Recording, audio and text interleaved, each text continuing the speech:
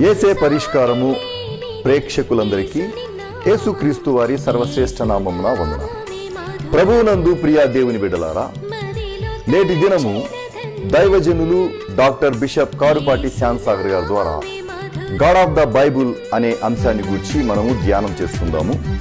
మీరందరూ బైబుల్తోనూ నోట్బుక్తోనూ సిద్ధపడి ఉంటే దైవజనులు డాక్టర్ కారుపాటి శ్యాన్సాగర్ గారు ప్రార్థన చేసి ఈ దినపు వాక్య పరిచర్య చేస్తారు. ప్రభువునందు ప్రియమైన దేవుని బిడ్డలారా, the God of the Bible అనేటువంటి అంశములో బైబిల్ గ్రంథములోని దేవుని గురించి మనము ధ్యానము చేస్తున్నాము. దేవుని మహాకృప.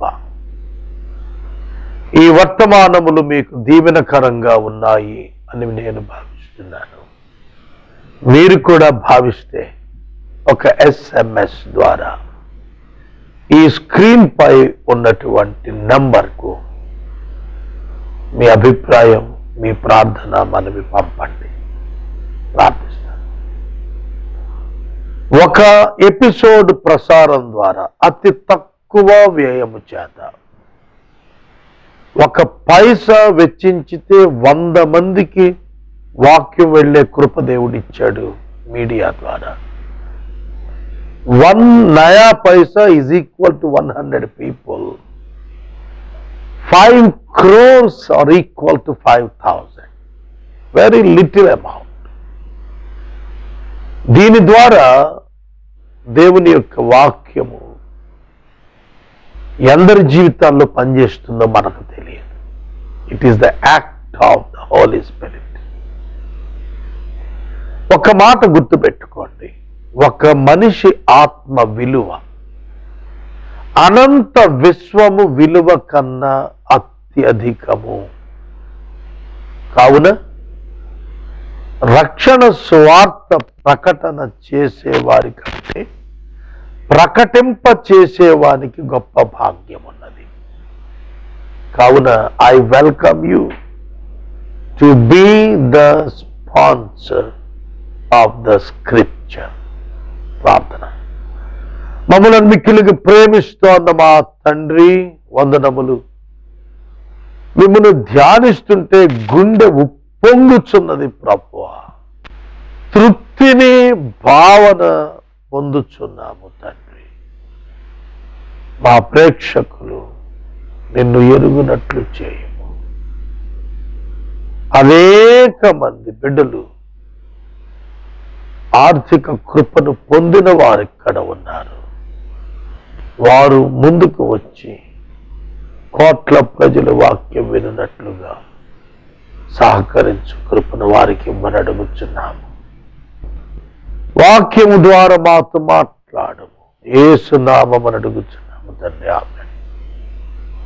ప్రియమైన దేవుని బిడ్డలారా, పరిశుద్ధ బైబిల్ గ్రంథము ఆది కాండము గ్రంథము 21వ అధ్యాయములో నుండి the God in the Bible, బైబిల్లో దేవుని గురించి నేర్చుకున్నాము. దేవుడైన యెహోవా షారాను దర్శించిన తరువాత షారా ఇస్సాకును కని పెంచుతున్న సందర్భాన ఆ పిల్లవాడు పెరిగి పాలు విడిచెను.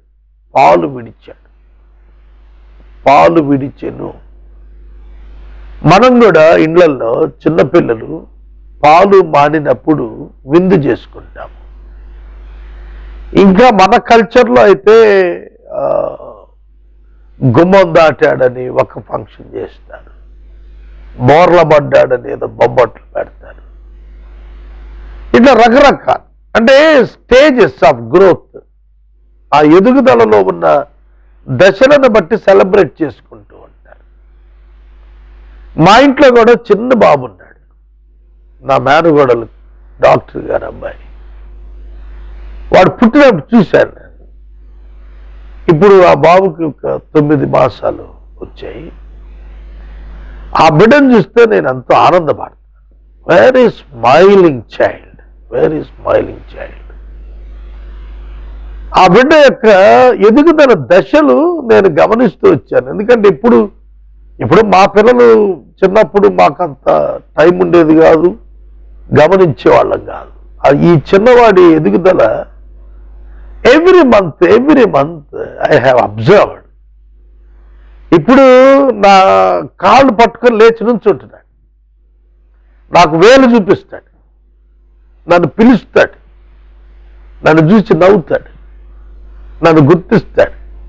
టీవీలో వాక్యం వస్తుంటే కేకలేస్తాడు, పిలుస్తాడు.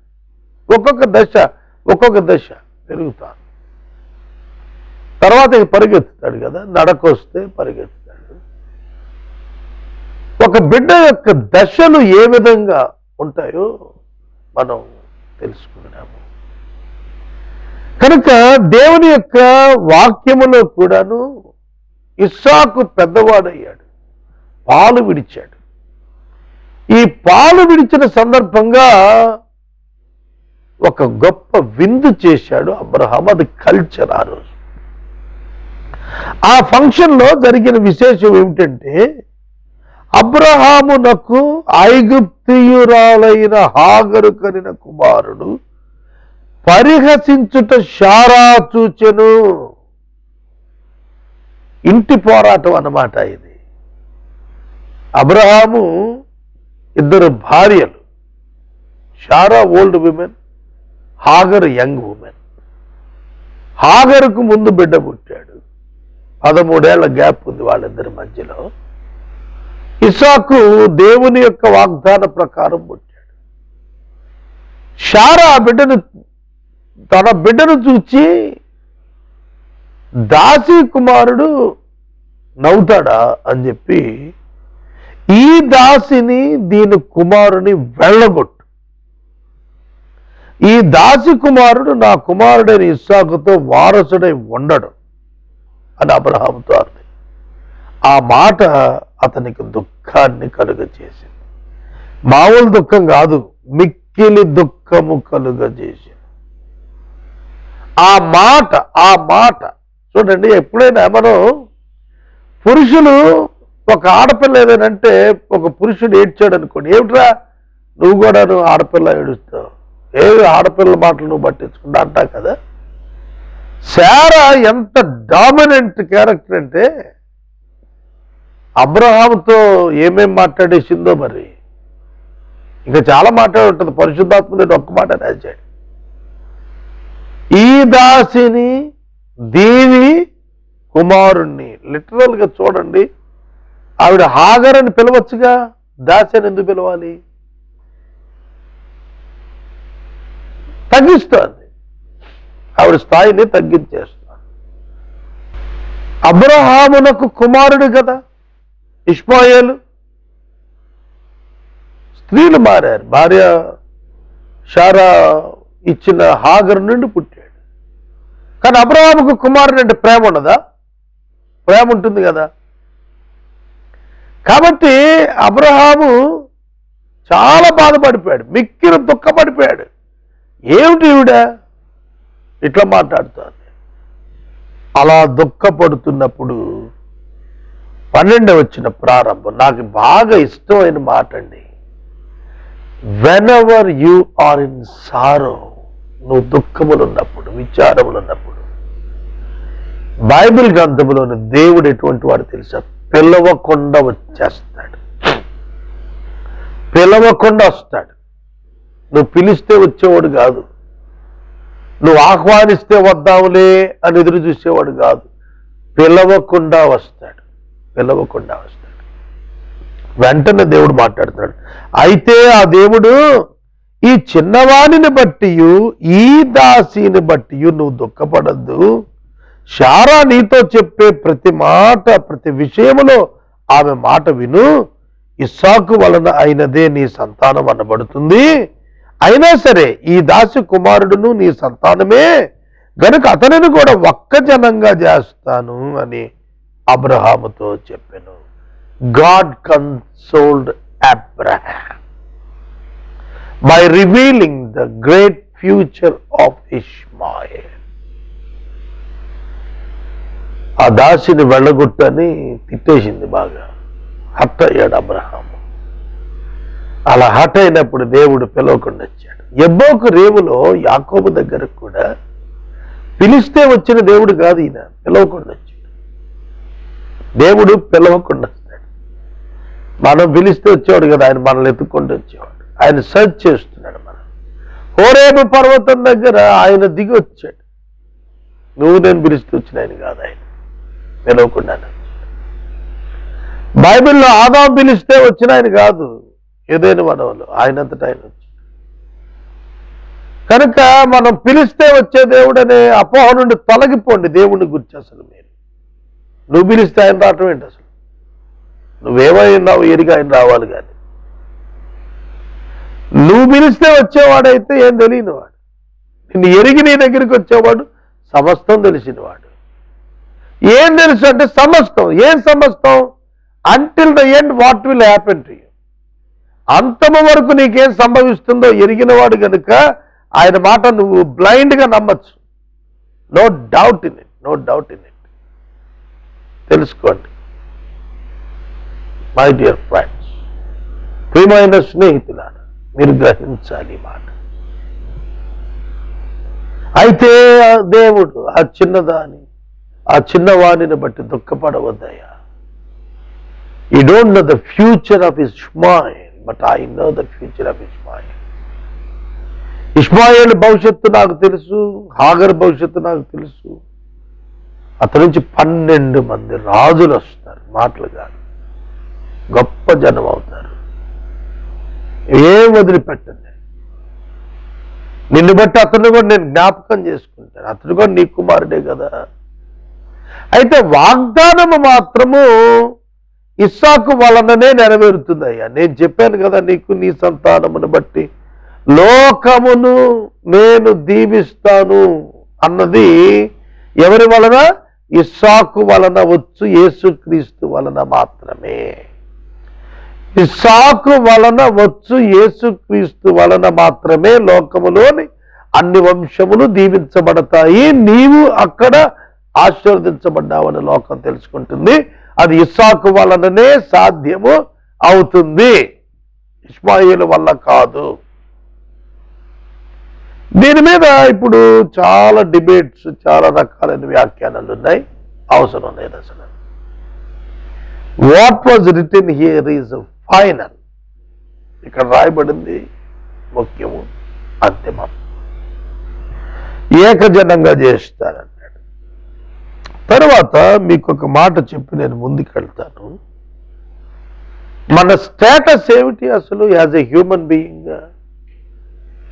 ఇష్మాయేలును హాగరును అబ్రహాము పంపించినప్పుడు ఏమిచ్చి పంపించాడు? తెల్లవారినప్పుడు అబ్రహాము లేచి ఆహారమును నీళ్ల తిత్తిని తీసుకుని ఆ పిల్లవారితో కూడా హాగరునకు అప్పగించి ఆమె భుజము మీద వాటిని పెట్టి ఆమెను పంపివేశను.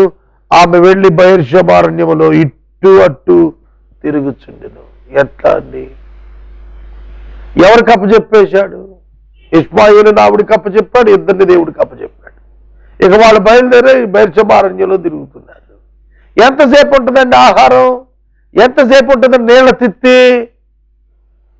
మనం ఏదైనా ఊరు వెళ్ళేటప్పుడు క్యారేజ్ పట్టుకెళ్తాం, ఓ పూట తినేస్తాం, లేదా మిగిల్చుకుంటే రాత్రి తింటాం. రేపటి సంగతి ఏంటి? You need to earn they. అక్కడే నువ్వు సంపాదించుకోవాలి. కాబట్టి తను ఎంతవరకు లిమిటెడ్ అంటే తన దగ్గర ఉన్నప్పుడు ముద్ద పెట్టాడు అంతవరకే. కానీ దేవుడు అలా కాదే. ఐగుప్తులో హాగరు ఉన్నప్పుడు అన్నం పెట్టింది ఆయనే. అబ్రహాము ఇంట్లో హాగరుకు అన్నం పెట్టింది ఆయనే. అబ్రహాం పంపించేసినా కూడా హాగరుకు ఇష్మాయేలుకు అన్నం పెట్టింది ఆయనే. కాబట్టి తల్లి విడిచినా, తండ్రి విడిచినా, సోదరుడు విడిచినా, సంస్థ విడిచినా, ఎవరు విడిచినా, నీ బిడ్డలు విడిచినా నిన్ను విడవనివాడు ఒకడున్నాడు. ఆయనే బైబిల్ గ్రంథంలో దేవుడు. He is Jehovah, He is Jesus. అర్థమవుతుందా మిత్రులారా? గ్రహించండి, గ్రహించండి, గ్రహించండి. మానవుని సహాయం ఎంత ఉంటుందండి? క్షణకాలం, పరిమితం. నేను 1000 రూపాయల చొప్పున పరిష్కారానికి ఇవ్వండి అని కొన్ని కుటుంబాలను అడిగితే 20 వరకు ఇవ్వగలరా అంటే పెద్ద పెద్ద వాళ్ళు, కోటీశ్వర్లు కుటుంబాలతో సహా ఒక నెల ఇస్తామంటే తర్వాత చెప్పలేమన్నాడు. అది మానవ సహాయం. మానవ సహాయం ఎంతండి? అందుకే centre verse of the Bible, centre verse of the Bible అంటే బైబిల్లో మధ్య వచ్చినవి ఏంటో తెలుసా? రాజులను నమ్ముకున్నట కంటే యెహోవాను నమ్ముకున్నట ఆశ్రయించటం మేలు. మనుషులు నమ్ముకోవటం కంటే, రాజును నమ్ముకోవటం కంటే యెహోవాను ఆశ్రయించటం నమ్ముకోవటం మేలు. అది సెంటర్లో పెట్టాడు వాక్యం. ఇటు ఎన్ని వచ్చినాలు అటు ఎన్ని వచ్చినాలు, మధ్య వచ్చిన మాత్రం ఇది. రాజులను నమ్ముకోవటం కంటే, మనుషులు నమ్ముకోవటం కంటే యెహోవాను నమ్ముకోవటం ఆశ్రయించడం మేలు. నేను మనవి చేస్తున్నాను సోదరులారా, వాక్యం చొప్పున చెబుతున్నాను. అబ్రహాము నీళ్ళ తిత్తి ఆహారం ఇచ్చి పంపించాడు. ఇక్కడ కూర్చొని ఏడుస్తున్నాడు, దట్ ఈస్ సెకండరీ థింగ్. కానీ వాడు కడుపు మారుతుందే, అవును కదా? ఆ పిల్లవాడు ఆహారం అయిపోయింది, నీళ్ళు అయిపోయి ఏడుస్తున్నాడు. నేను చెప్పాను కదా, ఏడ్చుతున్న వాని ఎందుకు పిలవకుండా వచ్చేసాడని. ఈయన ఎబోకులో ఏడుస్తున్న యాకోబు దగ్గరికి వచ్చాడని కూడా చెప్పాను కదా, ఆదికాండం 32లో. మరణ భయంతో ఏడుస్తుంటే అక్కడికి వెళ్ళాడు. ఇక్కడ మళ్ళీ హాగర్ ఏడుస్తోంది, అక్కడ పిల్లవాడు ఏడుస్తున్నాడు. ఈ పిల్లవాడు ఏడుపు నేను చూడలేను, ఇతను చచ్చిపోతాడు ఇక అని అనుకుంది.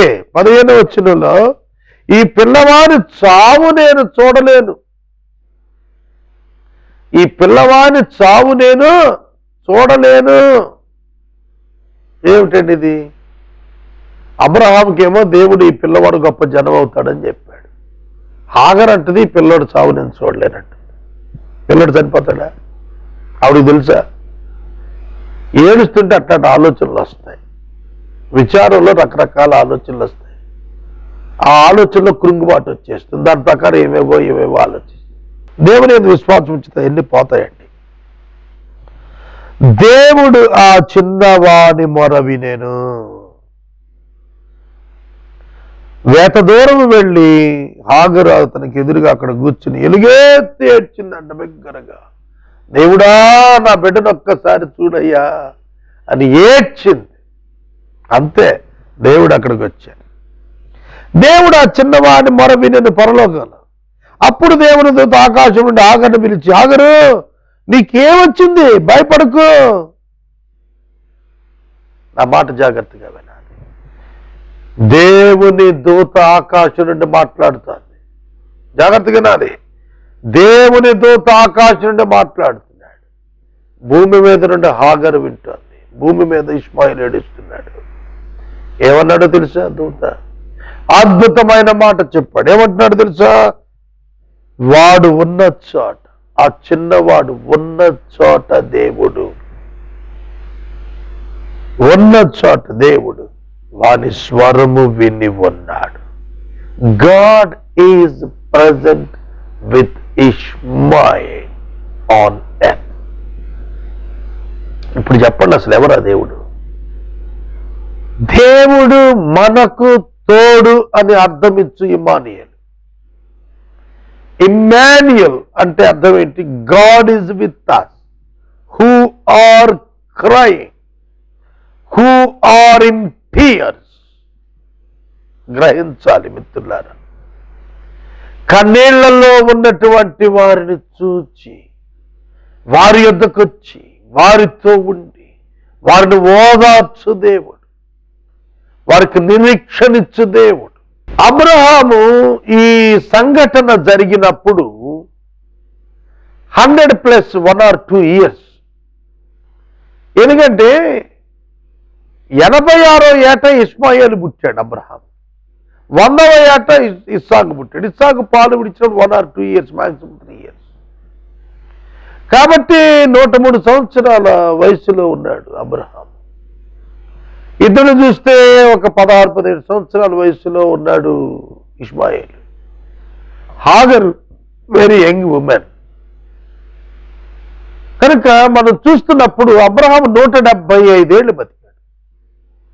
ఈ ఇన్సిడెంట్ జరిగిన 70 above years తర్వాత అబ్రహాం చచ్చిపోయినప్పుడు ఇస్సాకు ఇష్మాయేలు కలిసి అబ్రహామును సమాధి చేశారు. వండర్ఫుల్.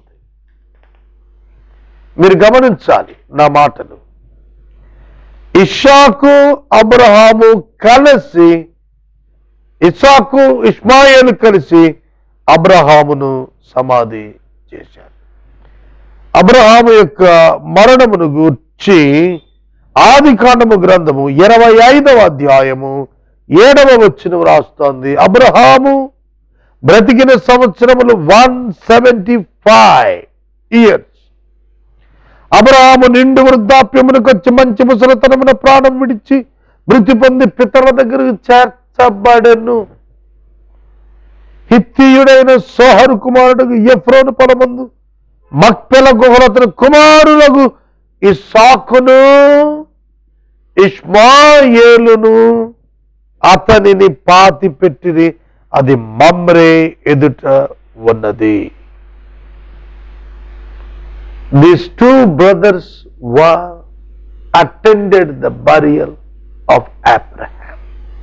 ఇప్పుడు చెప్పండి నాకు, ఆ తర్వాత రిలేషన్షిప్స్ పంపించేశాడు. అయినా కూడా అబ్రహాము హాగర్ను ఇష్మాయేలు పంపించేశాడు. కానీ ఇష్మాయేలు 70 సంవత్సరాల తర్వాత అబ్రహాము చనిపోతే వచ్చాడు. సో 84 ఏళ్ళప్పుడు ఇష్మాయేలు పుట్టాడు. 175 అప్పుడు అబ్రహాము చనిపోయాడు. 75 + 14 89 ఏండ్లు అన్నమాట ఇష్మాయేలుకి. 75 ఏండ్లు ఇస్సాక్కి, 89 ఏండ్లు ఇష్మాయేలుకి, 75 సంవత్సరాలు ఇస్సాకుకి. when they attended the burial of Abraham, వారు కలిసి సమాధి చేశారు. సోదరుడా, సోదరి, నేను మనవి చేస్తున్నాను, what a great God and his great promises in the Bible. బైబిల్లో ఎటువంటి గొప్ప వాగ్దానాలు ఉన్నాయండి. ఆ చిన్నవాణి మొర వాడున్న చోట విన్న దేవుడు. ఇవాళ నేను బాధపడుతున్నాను, నా దగ్గర ఉంటాడు ప్రభు. ఇవాళ నేను అనారోగ్యంతున్నాను, నా దగ్గర ఉంటాడు ప్రభు. ఇవాళ నాకు ఆర్థిక ఇబ్బంది ఉంది, నా దగ్గర ఉన్నాడు ప్రభు. నేను మొరపెడుతుంటే పరలోకములో వింటం కాదండి, నా ప్రక్కనే ఉండి వింటున్నాడట. Already here with me Emmanuel, unseen God with me. నేను చూడలేని దేవుడు నాతో ఉన్నాడు, నన్ను చూచుచున్నవాడు నేను చూచానంది హాగరు. సోదరులారా, సోదరిలారా, ఈ గొప్ప దేవుడు యేసుక్రీస్తు అని నేను మీ ముందుంచుతున్నాను. ఆయనను మీరు నమ్ముతున్నారా? తండ్రి అయిన దేవుని యందు విశ్వాసం ఉంచారు, దేవుని యందు విశ్వాసం ఉంచారు, నా యందు నువ్వు విశ్వాసం ఉంచండి ప్రభు పిలుపునివ్వలేదా? యేసునందు విశ్వాసం ఉంచండి, యేసునందు విశ్వాసం ఉంచండి. మీరు మీ ఇంటి వారు రక్షించబడతారు. ఎటువంటి గొప్ప దేవుణ్ణి బైబిల్ పరిచయం చేస్తుంది. నీ కన్నీటిలో నీతో ఉండు దేవుడు. వాక్యం వింటున్నావో సహోదరుడా, you may not be a Christian, నువ్వు క్రైస్తవుడు కాకపోయి ఉండొచ్చు, but no problem, God will be with you. దేవుడిని ప్రక్కనే ఉన్నాడు. You can watch him, you can hear him, you can pray to him, you can worship him. అవునండి, మీరు ఆరాధించవచ్చని మనం చేస్తున్నాం. మనము ఇంతవరకు దైవజనులు డాక్టర్ బిషప్ కారుపాటి శ్యామ్సాగర్ గారి ద్వారా గాడ్ ఆఫ్ ద బైబుల్ అనే అంశాన్ని గురించి ధ్యానం చేసుకుందాం. ఈ కార్యక్రమం ద్వారా మీరు పొందుకునిచున్న ఆత్మీయ మేలులు ఒక SMS ద్వారా మాకు తెలియచేయండి.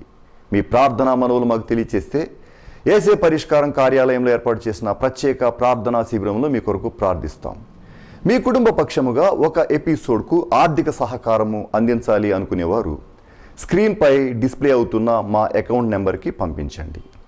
పరిచర్య సాక్ష్యము ఇచ్చి దైవజనులు డాక్టర్ బిషప్ కారుపాటి శాంతసాగర్ గారు ప్రార్థన చేసి ఈ కార్యక్రమాన్ని ముగిస్తారు. ప్రార్థన చేసుకుంటాం. ప్రియమైన దేవుని బిడ్డలారా, యేసే పరిష్కారాన్ని గురించి మీ ముందుంచుతున్నాను. యేసే పరిష్కారం 2001లో నేను ఏలూరులో ఏసీటీ మూవీస్లో ప్రారంభించాను. ఇప్పటికీ 5512 ఎపిసోడ్స్ పూర్తయ్యాయి. ఇది దేవుని మహాకృప అండి. 6000 ఎపిసోడ్స్ ఇప్పటికీ ఇతర ఛానల్స్తో కలిపి ఎక్కువగానే పూర్తయ్యాయి. 10,000 ఎపిసోడ్స్ 10 ఛానల్స్లో వాక్యం చెప్పడం ద్వారా పూర్తి చేయాలనే సంకల్పంతో పని ప్రారంభించా. 10 ఛానల్స్ ప్రభు ఓపెన్ చేశారు. దేవుని మహాకృప. 10 channels recordings, 3 channels transmission payments, వీటన్నింటి కొరకు మీరు ప్రార్థించాలి. మినిస్ట్రీ అంటే అదేనండి. పీపుల్ పార్ట్నర్షిప్ లో జరుగుద్ది. మోసే ప్రత్యక్ష గుడారం కట్టినా, యేసు 5,000 మందికి ఆహారం పెట్టినా people partnership. It's not begging, it is giving partnership. కాబట్టి సువార్తలో మీరు భాగస్వామ్యం పొందటం మీ ఇటర్నల్ గిఫ్ట్ కోసమే. గుర్తుపెట్టుకోండి. Be the partner with me and be the world record holders partner. ప్రార్థన. మమ్మల్ని మిక్కిలిగా ప్రేమిస్తున్న మా తండ్రి వందనాలు. వాక్యము విన్న బిడ్డలను దీవించండి. ఎపిసోడ్ సహకారిని పంపండి. మా యత్నములు ఫలింప చేయండి. ఆర్థిక నిధులను నింపుము. యేసు నామమున వేడుచున్నాము తండ్రి. ఆమేన్. తండ్రి అయిన దేవుని ప్రేమ, కుమారుడిని యేసయ్య కృప, పరిశుద్ధాత్మని అన్యోన్య సహవాసం సదా మనకు తోడై ఉండును గాక. ఆమేన్.